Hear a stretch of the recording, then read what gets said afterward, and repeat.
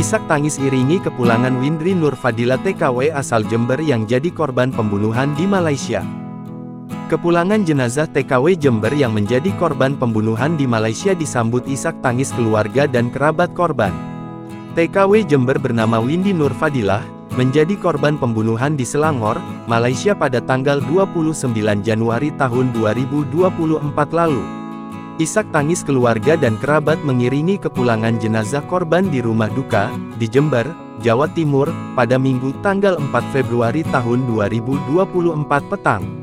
Setelah sempat disemayamkan, jenazah korban langsung dimakamkan. Diketahui, jenazah Windri kini telah dimakamkan di tempat pemakaman umum di Dusun Babatan, Kecamatan Jenggawah, Jember.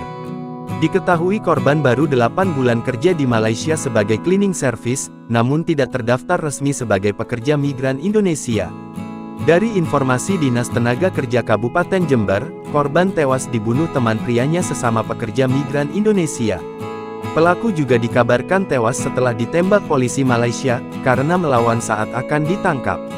Diketahui sebelumnya, gadis 18 tahun asal Desa Babatan, Kecamatan Jenggawah, Jember, Jawa Timur, itu tahun ini ditemukan tergeletak di lantai tempat kerjanya dengan kondisi mengenaskan.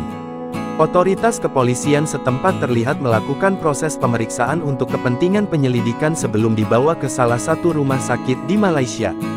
Download Tribun X sekarang, menghadirkan lokal menjadi Indonesia.